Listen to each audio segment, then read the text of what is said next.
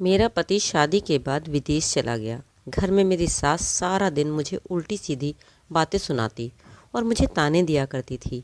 लेकिन मेरे ससुर के आते ही मेरी सास मेरे कमरे में आ जाती और मेरे हाथ पैर दबाकर मेरी सेवा करने लगती। मुझे तभी नींद आ जाती।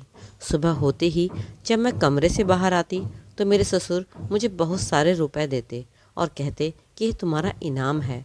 मुझे उनकी इस बात पर बहुत ज़्यादा हैरानी होती और मैं सोच में पड़ जाती कि किस चीज़ का इनाम है। मुझे अपनी सास पर शक हुआ तो एक दिन मैं उनके कमरे में आने से पहले ही आंखें बंद करके सोने का नाटक करने लगी। उसके बाद जो हुआ उसे देखकर तो मेरे रोंगटे खड़े हो गए। मेरा नाम साक्षी है। मैं एक गरीब घर से हूँ। हम 6 बहनें हैं। हमारा कोई भाई नहीं है और मैं सब बहनों में सबसे बड़ी थी। मैं देखने में बहुत ज़्यादा खूबसूरत थी और मेरे माँ बाप को बहुत ज़्यादा खुशी हुई जब घर बैठे ही मेरा रिश्ता एक अमीर घर से आ गया। और उन लोगों ने दहेज की डिमांड भी नहीं की थी, बस उन्हें शादी जल्दी करनी थी। मेरे माँ बाप के पास भी कुछ नहीं था, इसलिए उन्होंने मेरी सादगी से शादी कर दी। मैं खुशी खुशी अपनी ससुराल आ गई। सुहाग रात को जब मेरे पति मेरे कमरे में आए तो वे बहुत ज़्यादा शांत थे। उन्होंने मुझसे कोई भी बात नहीं की थी और ना ही मेरी तरफ ठीक से देखा था। बस इतना कहने लगे कि मैं एक प्रैक्टिकल किस्म का इंसान हूँ, मुझे रोमांस नहीं पसंद है। मैंने भी उनसे कुछ नहीं कहा। मैंने सोचा कि समय के साथ साथ मैं उन्हें अपना बना लूँगी। मेरी सास और ससुर का बर्ताव मेरे साथ बहुत अच्छा था, लेकिन शादी के कुछ दिनों बाद ही मेरे पति विदेश चले गए। लेकिन उनके जाते ही मेरी सास एकदम से खतरनाक हो गई। अब वह सारा दिन मुझसे घर के काम करवाती रहती। मैं सारा दिन घर के कामों में लगी रहती और मेरी सास मेरे हर काम में कमी निकालती। जब से पति विदेश गए थे तब से सासू माँ का बस यही बर्ताव था। मेरे साथ पूरा दिन मेरे पति के सामने मेरी सास मेरे साथ बहुत अच्छे से रहती थी। मेरी शादी को अभी कुछ ही महीने हुए थे। अब तक मैं समझ चुकी थी कि मेरी सास का रवैया मेरे लिए कितना घटिया और बेकार था। मेरी सास ने मेरे पति के जाने के बाद किसी बहाने से नौकरानी को घर से निकाल दिया और कहने लगी कि वह सफाई से काम नहीं करती। नौकरानी के जाते ही घर की सारी जिम्मेदारी मेरे ऊपर डाल दी। मैं जब भी घर की सफाई करने लगती तो मेरी सास मुझसे कहती, तुमने ठीक से सफाई नहीं की है, दोबारा सफाई करो। वह दिन भर मुझे काम में लगाए रखती थी, लेकिन शाम होते ही अचानक से उनका रवैया बदल जाता और जब मेरे ससुर का आने का समय होता तो वह मुझसे कहती, अपने कमरे में जाओ और हाथ मुंह धोकर तैयार हो जाओ। मैं अपने कमरे में चली जाती और तैयार हो जाती, नया जोड़ा पहन लेती। मेरे ससुर के घर आते ही मेरी सास का बर्ताव मेरे साथ बिल्कुल बदल जाता था। वह मुझसे कहती कि मैं तुम्हारे लिए खाना लेकर आती हूँ। जब मैं उनसे कहती कि आप रहने दें, मैं खुद ले लूँगी, तो वह मुझसे कहती कि तुम मेरी बहू नहीं बेटी हो, मैं तुम्हारे लिए खाना लेकर आती हूँ। मैं उनका यह बदलाव समझ नहीं पा रही थी। मेरी सास के 2 रूप थे, एक मेरे ससुर के सामने और एक उनके जाने के बाद। दिन में तो वह एकदम खतरनाक सास की तरह रहती थी और शाम को जब मेरे ससुर काम से घर वापस आते तो वह मेरे आगे पीछे घूमने लगती थी, मुझे चाय बना कर देती। मैं नहीं जानती थी कि इस बात के पीछे क्या राज था, लेकिन जब यह राज मेरे सामने खुला तो मेरे पैरों तले ज़मीन ही निकल गई। वह मेरे ससुर के आते ही मुझ पर मेहरबान हो जाती। एक दिन तो उन्होंने ऐसा काम किया कि मैं दंग ही रह गई। रात को वह मेरे कमरे में आ गई और मुझसे कहने लगी, तुम थक जाती हो, सारा दिन काम में लगी रहती हो, चलो मैं तुम्हारे हाथ पैर दबा दूँ। यह सुनकर तो मैं हैरान परेशान हो गई। मैं अपनी सास को हैरत से देखने लगी। मैंने कहा, नहीं, आप यह क्या कर रही हैं? मुझे कुछ नहीं हुआ है, मैं बिल्कुल ठीक हूँ, मैं आपसे अपने पैर नहीं दबा सकती। लेकिन उन्होंने मेरी कोई बात नहीं सुनी और मेरे पूरे शरीर को दबाने लगी। मुझे उनकी इस बात से बहुत शर्म महसूस हो रही थी। फिर वह तेल लेकर आ गई और मेरे पूरे शरीर पर लगाने लगी। मुझे बहुत बुरा लग रहा था। मैंने उन्हें बहुत बार मना किया कि आप मेरे से बड़ी हैं, मैं आपसे मालिश नहीं करवा सकती, लेकिन वह ज़बरदस्ती मेरे हाथ पैर पकड़कर उस पर तेल लगाने लगी। वह इतनी अच्छी मालिश करती थी कि कुछ ही देर में मेरी सारी थकान मिट जाती और मैं गहरी नींद में सो जाती थी। मैं सारी रात रोती रहती। सुबह जब मेरी आँख खुली मैं सारी रात सोती रहती। सुबह जब मेरी आँख खुली तो मैं बहुत थकान महसूस कर रही थी। मेरा पूरा बदन दर्द कर रहा था और ऐसा महसूस हो रहा था कि मैंने सारी रात बहुत मेहनत का काम किया हो, जबकि तेल की मालिश के बाद तो आराम मिलना चाहिए था। लेकिन मेरे साथ अजीब ही हो रहा था। जब मैं कमरे से बाहर आई तो ससुर मुझे देखकर मुस्कुराने लगे। मुझे उनको देखकर बहुत हैरत हुई। मैं सोचने लगी, पता नहीं ये क्यों मुस्कुरा रहे हैं। फिर जो सवाल उन्होंने मुझसे किया वह सुनकर तो मैं दंग ही रह गई। वह मुझसे कहने लगे कि तुम्हें रात को नींद तो अच्छे से आई थी ना। मुझे उनका यह सवाल बहुत अजीब सा लग रहा था, क्योंकि मैंने तो कभी किसी से नींद ना आने की शिकायत ही नहीं की थी। लेकिन मैंने धीरे से उनकी बात का जवाब दिया और कहा कि जी, मैं आराम से सो गई थी। यहाँ एक और अजीब गरीब बात होगी। मैंने देखा कि मेरी सास कभी मेरे ससुर के कमरे में नहीं सोती थी, हमेशा अपने अलग कमरे में सोती थी। न ही वह उनसे बात किया करती थी और न ही मैंने उनके साथ कभी उन्हें बैठे हुए देखा था। मेरे ससुर के काम पर जाते ही मेरी सास का बर्ताव फिर से मेरे साथ वैसा ही हो जाता था। घर के सारे काम मुझे करवाती। मेरे ससुर के आते ही वह मेरी सेवा करने लगती। कुछ दिनों से यही सब चल रहा था। रोज़ाना मेरी सास मेरे बदन पर ज़बरदस्ती तेल लगाकर मालिश कर देती और उनकी मालिश करते ही मेरी आंखों में नींद आने लगती और मैं सो जाती।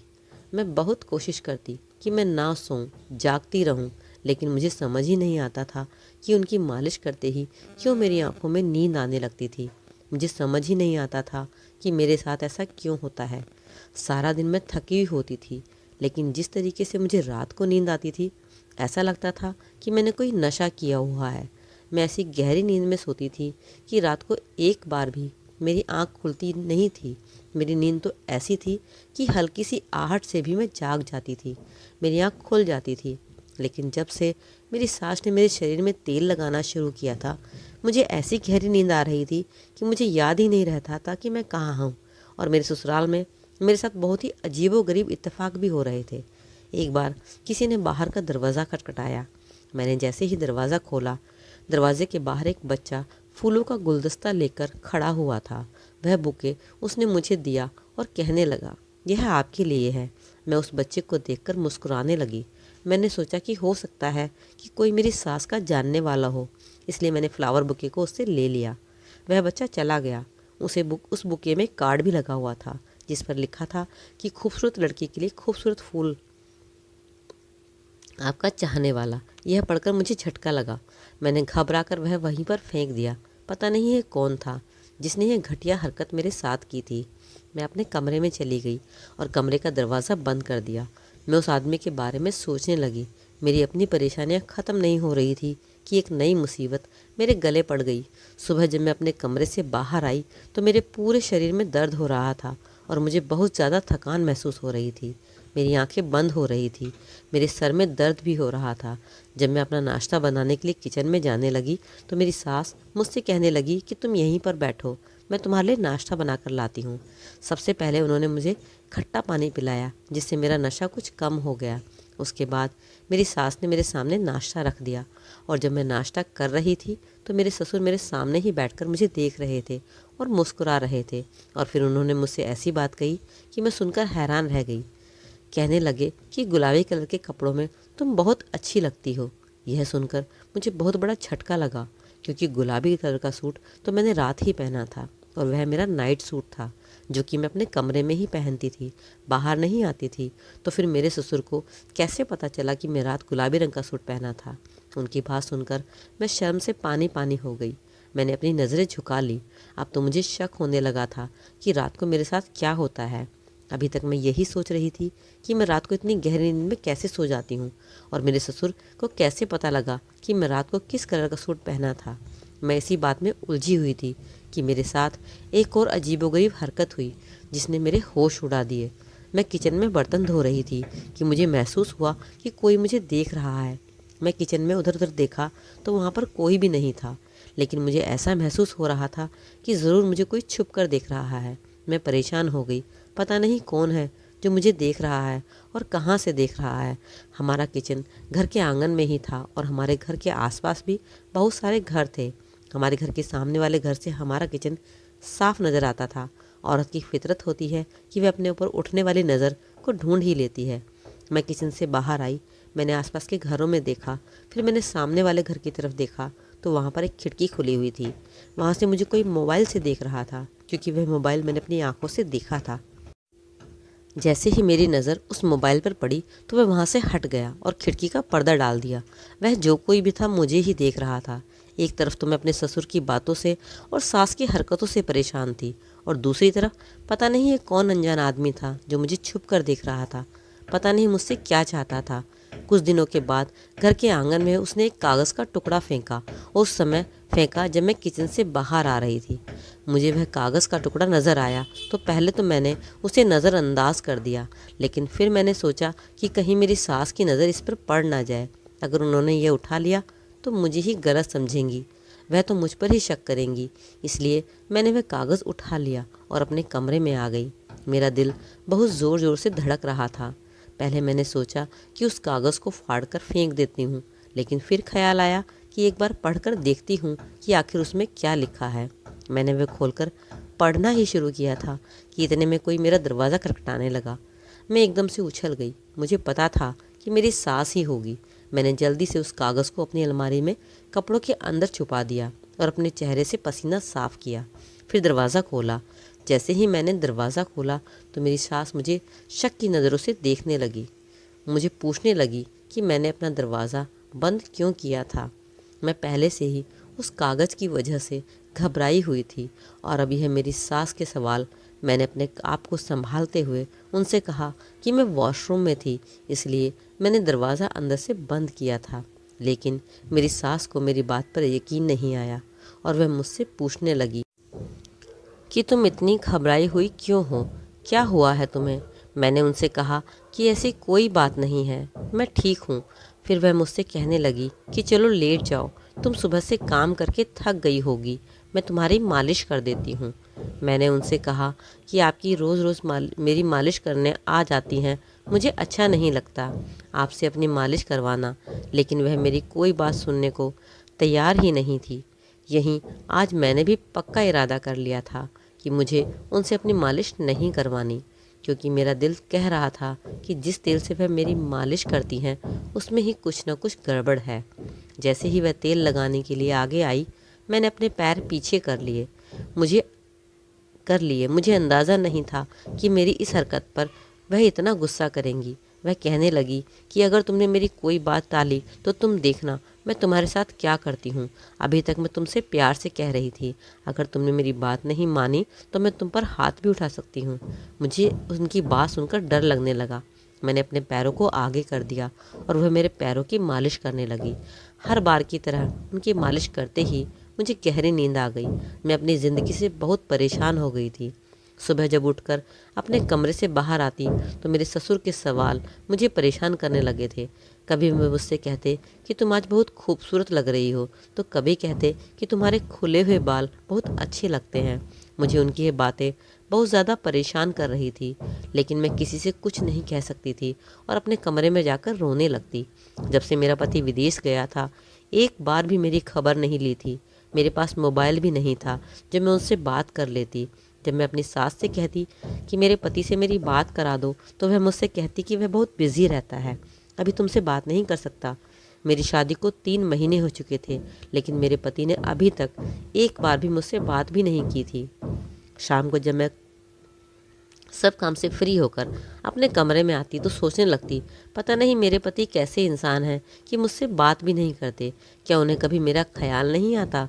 यही सब सोच रही थी कि अचानक से मुझे उस कागज़ की याद आई। मैंने उठकर अपने कमरे का दरवाज़ा बंद किया और अलमारी से वह लेटर लेकर पढ़ने लगी। उसे पढ़कर तो मेरे होश उड़ गए।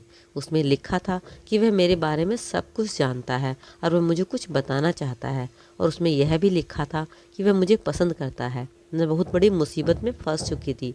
वह कह रहा था कि वह मुझे हर समय अपनी खिड़की से देखता रहता है और उसे मेरी हालत पर बहुत तरस आता है। उसकी बातें पढ़कर तो मैं सोच में पड़ गई थी कि वह मेरी हालत के बारे में कैसे जानता था। उसे कैसे पता चला कि मैं किसी मुसीबत में हूँ। ना चाहते हुए भी मेरी आंखों से आंसू बहने लगे। मेरे माँ बाप बहुत गरीब थे, मेरी और भी छोटी बहनें थी, इसलिए मेरी माँ ने मुझे समझा कर भेजा था कि मैं कभी भी अपने ससुराल वालों से लड़कर घर वापस नहीं आऊँ, क्योंकि उनके ऊपर अभी मेरी बहनों की जिम्मेदारियाँ थीं। इसलिए मैं अपने मायके भी वापस नहीं जा सकती थी। मेरे पास कोई नहीं था जिससे मैं अपना गम कह सकती थी। मेरे ससुर की बातों से जो ख्याल मेरे दिल में आ रहे थे वह बहुत ज़्यादा गलत थे। इस समय मैं बहुत तकलीफ़ में थी और जो कोई भी मेरी परेशानी समझ लेता और 2 बोल मुझे तसल्ली के बोल देता, उसे मैं अपना समझ लेती। ना चाहते हुए भी मैं किचन से बाहर निकलकर आंगन में खड़ी हो गई और उस खिड़की की तरफ देखने लगी। सामने खिड़की का पर्दा हटा हुआ था, वह आदमी मुझे ही देख रहा था। मैंने अपने आंसू साफ किए और अपने कमरे में चली गई। ऐसी हालत में मुझे अपने पति की बहुत ज़रूरत थी, लेकिन वह मेरे पास नहीं था। वह तो शायद मुझे भूल ही गया था। अगले दिन फिर मुझे एक कागज़ का टुकड़ा आंगन में पड़ा हुआ मिला।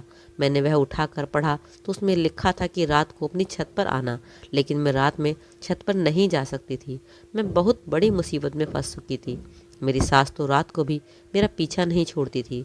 एक बार जब मैं अपनी सास के कमरे की सफाई कर रही थी तो मैंने देखा उनकी अलमारी खुली हुई है। मैं उनकी अलमारी की तरफ बढ़ी। जैसे ही मैंने उनकी अलमारी खोली, कुछ कागज़ आकर मेरे पैरों में गिर गए। मैंने वह फाइल उठाकर देखी तो उसमें घर के कुछ कागजात थे और एक तलाकनामा भी था। अभी मैंने उसे पढ़ा ही नहीं था। मैं सिर्फ उसे देख ही रही थी कि इतने में मेरी सास कमरे में आ गई। उसने मेरे हाथ से वह फाइल छीन ली और गुस्से में मुझसे बोली कि मैं तुम्हारी अलमारी की तलाशी ले रही हो। मैंने कहा नहीं, मैं तो सिर्फ सफाई कर रही थी। आपकी अलमारी खुली हुई थी तो मैं बंद करने के लिए आ गई। यह फाइल तो खुद ही मेरे पैरों में गिर गई थी। वह कहने लगी कि यह मेरी फाइल है, तुम जाओ यहाँ से। मैं कमरे के बाहर आ गई। मैं सोचने लगी कि मेरी सास ने अपना कमरा अलग कर रखा है और मेरे ससुर को भी अपने करीब नहीं आने देती। मेरे दिल में यह ख्याल आने लगा कि शायद मेरी सास और ससुर का तलाक हो चुका है और मेरी सास यह बात मुझसे छुपाना चाहती है। लेकिन अगर ऐसा होता तो वह इस घर में कैसे रह सकती थी। मैं जितना अपनी सास और ससुर के बारे में सोचती उतना ही उलझ कर रह जाती। आज मैंने सोच लिया था कि मैं अपनी सास से अपनी मालिश नहीं करवाऊंगी, इसलिए मैंने अपने शरीर पर पहले से ही वैसलीन लगा लिया ताकि वह तेल मेरे पर असर ना करे और उसका नशा मेरे ऊपर ना चढ़े। रात को जैसे ही मेरी सास तेल लेकर मेरी मालिश करने के लिए आई तो उनके तेल लगाते ही मैं सोने का नाटक करने लगी। उन्हें लगा कि मैं सो गई हूँ तो वह मेरे कमरे से बाहर चली गई। कुछ देर बाद मेरे ससुर मेरे कमरे में आ गए और मेरे कमरे का दरवाज़ा अंदर से बंद कर दिया। जैसे ही मेरे ससुर मेरे पास आए तो मैं घबराकर उठकर बैठ गई। मुझे जागता हुआ देखकर मेरे ससुर पीछे हट गए। मैंने उनसे कहा कि आपको शर्म नहीं आती मेरे साथ ऐसा गंदा काम करते हुए। मेरी सास भी मेरे कमरे में आ गई। वह मुझे जागता हुआ देखकर हैरान होने लगी। मैंने अपने ससुर से कहा कि मैं आपकी बेटी जैसी हूँ और आप मेरे साथ यह पाप कर रहे हैं। वह मुस्कुराए और कहने लगे कि मुझे तुम बहुत अच्छी लगती हो। मैं यहाँ सिर्फ तुम्हें देखने के लिए आता हूँ और फिर मेरे दिल में जो आता है वह मैं तुम्हारे साथ करता हूँ। इसलिए तुम्हारी सास ने तुम्हें इस तेल की मालिश की ताकि तुम्हें कुछ होश ही ना रहे। वह तेल नशे का तेल है। तुम मुझे बहुत अच्छी लगती हो। मैं तुमसे शादी करना चाहता हूँ। उनकी बात सुनकर मेरा दिल किया कि मैं उनकी जान ही ले लूँ। मैंने कहा, आपको शर्म नहीं आ रही ऐसी बात करते हुए? मैं आपके बेटे की पत्नी हूँ। इस बात पर मेरी सास ने मेरे ससुर को कमरे से बाहर भेज दिया और मुझसे कहने लगी, कौन सा बेटा और किसकी पत्नी? वह तो कब का तुम्हें छोड़कर जा चुका है।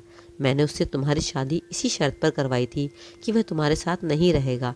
वह तो बाहर विदेश में ही शादी कर चुका था, लेकिन मुझे अपने घर में एक मुफ्त की नौकरानी चाहिए थी। इसलिए मैंने ऐसा घर ढूंढा जिसके घर वाले अपनी बेटी को ससुराल वालों के हर जुल्म सहने का मशवरा देते हों। तुम्हारे माँ बाप भी ऐसे ही थे, इसलिए मैंने अपनी बेटी की शादी तुमसे करवा दी और जब वह आप वापस जाने लगा तो तुम्हारे लिए वह डिवोर्स पेपर छोड़ के गया था। और यह बात मैंने तुम्हें इसलिए नहीं बताई क्योंकि मैं तुम्हारे बारे में कुछ और ही सोच चुकी थी। अब मेरा पति तुम्हारा ससुर नहीं है। तुम्हारी शादी अपने पति से करवा दूंगी। मेरे पति की दिमागी हालत ठीक नहीं है। वह जो चाहता है वही करता है। सारी ज़िंदगी उसने मुझे मारा पीटा और अब तुम उसे पसंद आ गई हो। मैं तुम्हारी शादी उससे करवा दूंगी और अपनी ज़िंदगी सुकून से गुजारूंगी। ज़िंदगी भर जो तकलीफ़ उसने मुझे दी है अब वह तुमसे होगी और तुम्हारे पास वापसी का भी कोई रास्ता नहीं है। यह कहकर मेरी सास मेरे कमरे से चली गई। मेरा पति मुझे तलाक दे चुका था और मुझे इस बात की कानों कान खबर भी नहीं थी। अब मैं इस घर में कैसे रह सकती थी? मैं किसी भी सूरत में इस घर में नहीं रहूंगी। मुझे सारी ज़िंदगी की गुलामी और तकलीफ़ बर्दाश्त नहीं करनी। मैंने अपना सामान उठाया और अपने कमरे से बाहर निकलने लगी। जैसे ही मैंने दरवाज़ा खोलने की कोशिश की तो दरवाज़ा बाहर से लॉक था। मैंने दरवाज़ा खटखटाया तो मेरी सास कहने लगी कि जब तक मैं तुम्हारी शादी अपने पति से नहीं करवा देती तुम इस कमरे में ही बंद रहोगी। यह सुनकर मेरे पैरों तले ज़मीन निकल गई। मैं ऐसा किसी भी हाल में नहीं कर सकती थी। मैंने अपनी सास से मना कर दिया। मैंने कहा कि दरवाज़ा खोलो, मुझे यहाँ से जाने दो। मेरी सास ने कहा कि तुम्हें हर हाल में मेरे पति से शादी करनी पड़ेगी, वरना मैं तुम्हें इसी कमरे में भूखा प्यासा रखूँगी। मैं अपनी सास से बहुत मिन्नतें की, लेकिन उन्होंने मेरी कोई बात नहीं सुनी। मैं रात भर अपने कमरे में सोती रही। अचानक मेरे दिमाग में उस आदमी का ख्याल आया जो हमारे घर के सामने से अपनी खिड़की से मुझे देखता था। मैं अपने कमरे की खिड़की खोलकर वहाँ खड़ी हो गई। मैंने देखा कि सामने की खिड़की भी खुली हुई थी और कमरे में रोशनी भी है। मुझे एक उम्मीद की किरण नजर आई। मैंने सोचा कि हो सकता है यह आदमी ही मेरी मदद करे। मैंने उस आदमी के सामने अपने हाथ जोड़ दिए, उससे इशारे से कहा कि मेरी जान बचा ले। मेरे पास बस यही एक चारा था। कुछ देर बाद ही मेरे कमरे का दरवाज़ा खुला और बाहर पुलिस मौजूद थी। वह आदमी मेरी बात समझ गया था। मैंने पुलिस को सब कुछ बता दिया। पुलिस मेरे सास ससुर को पकड़कर ले गई। मैं अपने मायके में वापस आ गई। कुछ दिनों बाद ही उस आदमी ने मुझसे शादी कर ली। अब मैं उसके साथ ही खुशहाल ज़िंदगी गुजार रही हूँ। तो दोस्तों, आपको कहानी कैसी लगी कमेंट ज़रूर छोड़िएगा और बताइएगा आपकी इस कहानी के बारे में क्या राय है, मैंने सही किया या गलत। तो चलिए फिर मिलते हैं अगली कहानी में एक नए वीडियो में।